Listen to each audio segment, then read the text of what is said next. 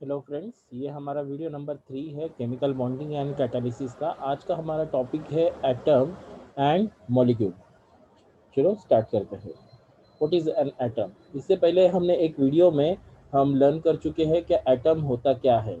Okay, उसके regarding अगर आपको कुछ लिंक चाहिए तो उस लिंक को हम यहाँ देते हैं।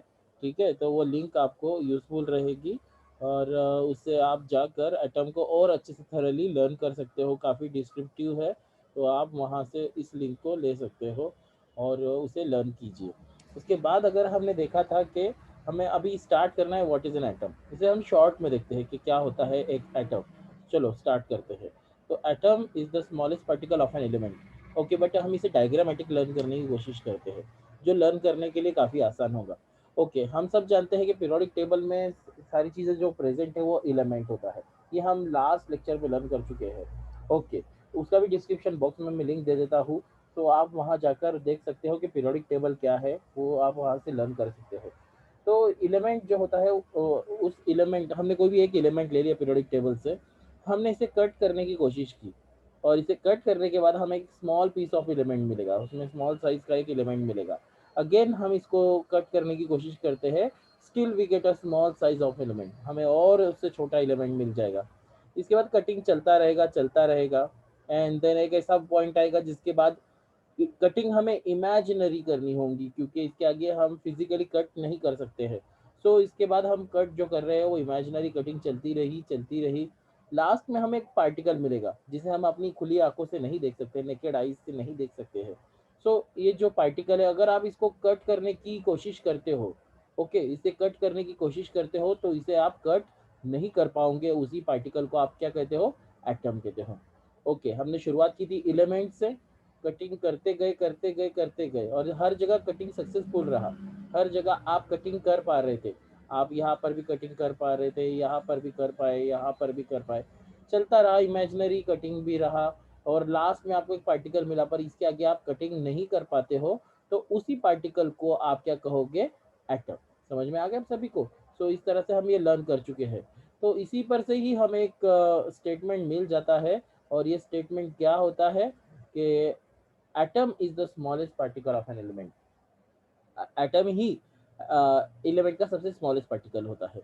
आप देख रहे हो कि एटम का ही सबसे स्मॉलेस्ट पार्टिकल है, एलिमेंट का सबसे स्मॉलेस्ट पार्टिकल कौन है? एटम है। ये हमें यहाँ पता चल जाता है। ओके, चलो हम अगला टॉपिक देखते हैं, मॉलिक्यूल। मॉलिक्यूल होता क्या है? Okay, one atom combine with another atom gives molecule. जब एक एटम दूसरे एटम के साथ कंबाइन होता है उसे हम क्या कहते हैं? मॉलिक्यूल कहते हैं। That means molecule is a combination of two और मोर एटम्स। समझ में आ गया आप सभी को कि मॉलिक्यूल ही बहुत सारे एटम्स का कॉम्बिनेशन होता है। ओके, चलो हम इसे एग्जांपल से ही लर्न करने की कोशिश करते हैं।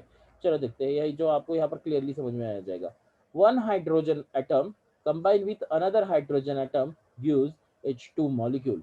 ओके, ऐसे ही हम इसे लर्न कर सकते हैं कि जब एक हाइड्रोजन दूसरे हाइड्रोजन के साथ कंबाइन होता है उससे बन जाता है H2 मॉलिक्यूल। समझ में आया आप सभी को? ओके, अगर मैंने आपको कहा, या फिर हम ऐसे भी कह सकते हैं, H2 मॉलिक्यूल में कितने एटम्स है? Okay, 1 2, that means H2 molecule में दो एटम्स है। तो हम इसे इस तरह से लर्न कर सकते हैं। अच्छा, चलो आगे बढ़ते हैं। जैसे कि अगर आप देखते हो, एक हाइड्रोजन एटम दूसरे क्लोरीन एटम के साथ कंबाइन होता है, उससे बन जाता है HCl मॉलिक्यूल। अगर अगेन मैंने आपको यहाँ पूछा इसमें टोटल कितने एटम्स है, तो इसमें हाइड्रोजन है, क्लोरीन है, 1+1, इसमें टोटल 2 एटम्स से बना है। दैट मीन्स HCl मॉलिक्यूल एक हाइड्रोजन और दूसरे क्लोरीन एटम के साथ कॉम्बिनेशन से बनता है। ये हम इस तरह से कह सकते हैं। अच्छा, चलो आगे देखते हैं। जैसे कि दो हाइड्रोजन कंबाइन होते हैं ऑक्सीजन के साथ, उससे बन जाता है H2O मॉलिक्यूल। अगर आप यहाँ देख रहे हो कि दो हाइड्रोजन एटम एक ऑक्सीजन एटम के साथ कंबाइन होते हैं, उससे बन जाता है H2O मॉलिक्यूल। ओके, यहाँ पर आपको एक चीज यहाँ क्लियर हो रही है कि जो यहाँ पर अगर आप देख रहे हो, ठीक है ना, कोइफिशिएंट जो है वो यहाँ पर सब्सक्रिप्ट करके लिखा जा रहा है।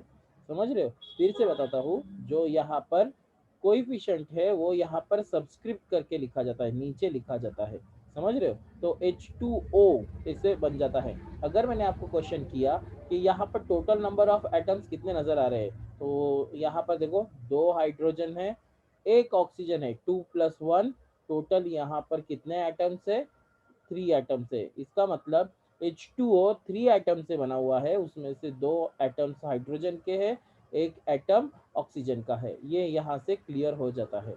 ओके, अगेन अगर हम देखते हैं नेक्स्ट एग्जांपल देखते हैं, आपका आइडिया और अच्छे से क्लियर हो जाएगा कि पोटेशियम एटम मैंगनीज एटम के साथ कंबाइन होता है और 4 ऑक्सीजन का होता है। तो इन कॉम्बिनेशन से क्या बनेगा एग्जैक्टली, इससे KMnO4 बन जाएगा। ओके, इससे MnO4 बन जाता है, KMnO4 बन जाता है। मैंने आपको तभी भी कहा कि जो यहाँ पर कोएफिशिएंट होता है वो यहाँ पर सब्सक्रिप्ट करके लिखा जाता है। ओके, ये इस तरह से आपको पता रहना चाहिए। तो यहाँ पर अभी मैंने कहा कि इस मॉलिक्यूल में कितने एटम्स इन्वॉल्व है, तो देखते हैं, एक पोटेशियम का है, एक मैंगनीज का है और 4 ऑक्सीजन है। तो 1+1+4 टोटल 6 एटम के कॉम्बिनेशन से ये मॉलिक्यूल बन जाता है। अगर आपको ये सारे टॉपिक समझ में आ चुका है तो आप H2SO4 मॉलिक्यूल का ट्राई कीजिए कि H2SO4 जो मॉलिक्यूल है वो कौन से एटम से बना हुआ है। आप मुझे ये रिएक्शन कंप्लीट कर डिस्क्रिप्शन बॉक्स में लिखकर भेज सकते हो, ठीक है। ओके, अगर आपको कुछ क्वेरीज होगी अगेन आप वो क्वेरीज जो है वहाँ पर शेयर कर सकते हो। Thank you.